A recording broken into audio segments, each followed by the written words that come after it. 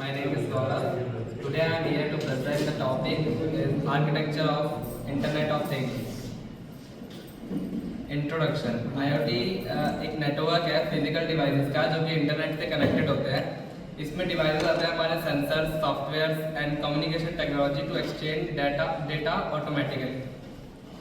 ये everyday objects से connect करता है, मतलब कनेक्ट करते हैं like machines, appliances and systems computer network से कनेक्ट होते हैं and enable real time data monitoring and automated actions. Layers of IoT architecture की 4 लेयर होती हैं.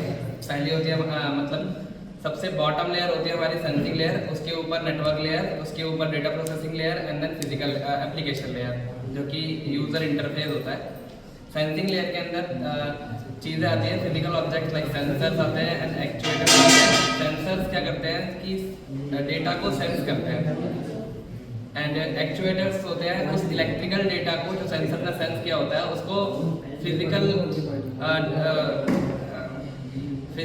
नेटवर्क में कन्वर्ट करते हैं. लाइक एक मोटर है, उसको हमने कमांड किया तो वो किस तरीके से रोटेट हो रही है, वो हमारा जो रोटेट हो रही है वो हो गया हमारा एक्चुएटर्स एंड जो उसको कमांड करी वो हो गया हमारा सेंसर. नेटवर्क लेयर के अंदर आते हैं हमारे इंटरनेट गेटवेज आते हैं, नेटवर्क गेटवेज आते हैं. इंटरनेट गेटवेज के अंदर लाइक वाईफाई आ गया, ब्लूटूथ आ गया, जिगबी आ गया and so on. Network gateways के अंदर आते हैं हमारे internet and satellite network. Third layer जो होती है हमारी डेटा प्रोसेसिंग की होती है. डेटा प्रोसेसिंग में क्या आता है कि डेटा प्रोसेसिंग में IoT क्लाउड प्लेटफॉर्म्स आते हैं like data lake and warehouses, जहाँ पे हमारा डेटा जो होता है वो प्रोसेस होता है और सेव होता है. उसके बाद आता है हमारा एप्लीकेशन लेयर हो गया मोबाइल एप्लीकेशन या वेब डैशबोर्ड्स जो कि यूजर से इंटरेक्ट करते हैं, डायरेक्टली इंटरेक्ट करते हैं और उसके हेल्प से हम IoT डिवाइसेस को एक्सेस कर पाते हैं. ये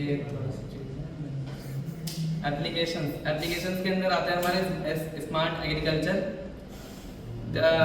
एग्रीकल्चर जिसमें ऑटोमेट करते हैं इरिगेशन को, मतलब एक टाइमर सेट कर सकते हैं कि किस टाइम पे खेतों में पानी जाना है या फिर इरिगेट करना है. और उसके बाद में सॉइल मॉनिटरिंग कर सकते हैं कि उसकी सॉइल की मिट्टी की गुणवत्ता को जानने के लिए. और उसके बाद में स्मार्ट ग्रिड्स आते हैं, डायनामिक पावर डिस्ट्रीब्यूशन जिसके अंदर आता है. उसके बाद होम ऑटोमेशन आते हैं. अब आजकल क्या होता है कि ऑटो क्या हो गया भाई,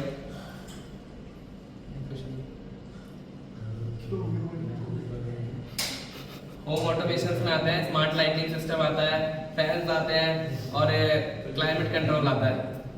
इंडस्ट्रियल ऑटोमेशन के अंदर आता है प्रेडिक्टिव मेंटेनेंस कर सकते हैं, फॉल्ट डिटेक्शन कर सकते हैं, एरर डिटेक्शन वगैरह.